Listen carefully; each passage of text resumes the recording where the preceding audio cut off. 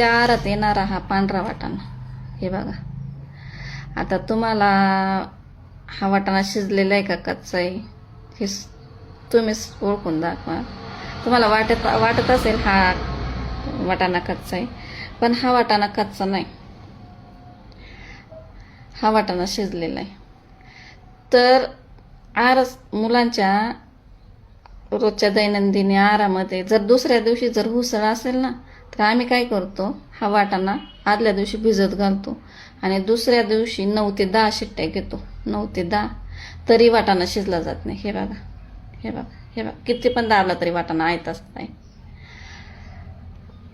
सगळा वाटाणा तसंच आहे. थोडा थंड झाले की वाटाणा एकदम कच्चा होऊन जातो. हे बघा. आणि मग अशा वाटाण्याने मुलं काय करतात, पोट दुखवतात. मग तुम्ही सांगा, जर असा आम्ही मुलांना आहार खाऊ घालायचा का? तुम्ही सांगा. अक्षरशः मुलं हा वाटाणा खायला कंटाळा करतात, नको म्हणतात ती मुलं. एकतर आधीच 4-4 महिन्यांचा हा माल येऊन अंगणवाडीत पडलाय.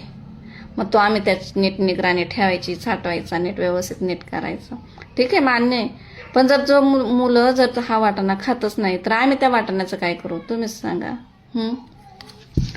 वाटाण्यासारखंच या भरड्याचे, हे बघा. अक्षरशः हा भरडा आहे ना,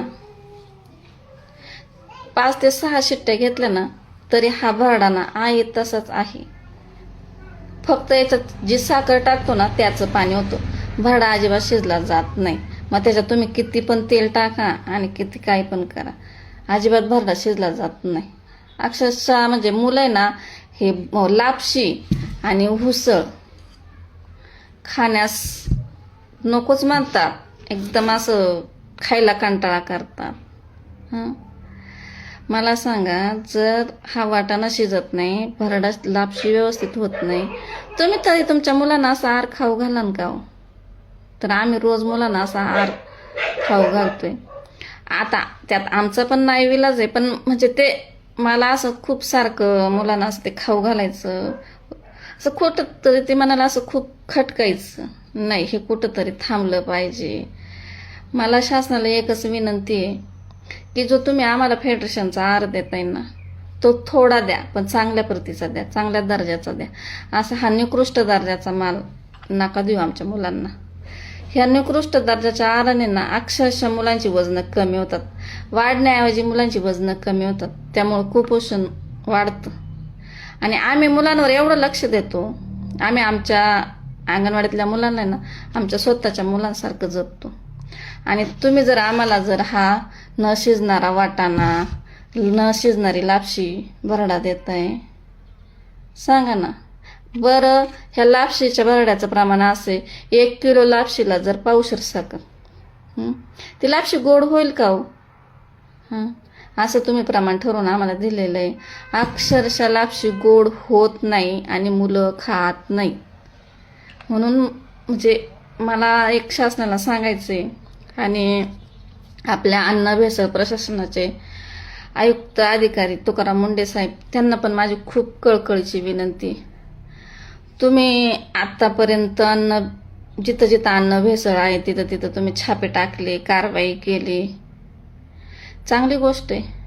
पण आमच्या ह्या अंगणवाडीच्या येणाऱ्या ना ह्या निकृष्ट दर्जाच्या आहारावरती ना खरंच तुम्ही प्रतिबंध करा. म्हणजे हार नकोच आहे आमच्या मुलांना, नाही खाऊ घालूशी वाटत. अक्षरशः मुलं कंटाळतात आहार खाण्यासाठी. आमची छोटी छोटी मुलं एक आशेने अंगणवाडीत येत असतात, काहीतरी गोड खायला मिळेल, काहीतरी खाऊ चांगला मिळेल, ह्या आशेने मुलं येतात शाळेत. आणि तुम्ही जर आम्हाला असा न शिजणारा वाटाणा, न शिजणारी लापशी देताय आणि आम्ही ती मुलांना खाऊ घालायची, कितपत योग्य वाटते? तर खरंच आपले अन्न भेसळ प्रशासनाचे आयुक्त तुकाराम मुंडे साहेब, मला खरंच तुम्हाला एक सांगायचं आहे की तुम्ही आमच्या अंगणवाडीत येणारा हा माल आहे ना खरंच बंद करा. नकोय असा निकृष्ट दर्जाचा माल. थोडा द्या, पण चांगला द्या. आमच्या मुलांच्या आहाराच्या बाबतीत तरी आमच्या मुलांशी असं खेळ खेळू नका.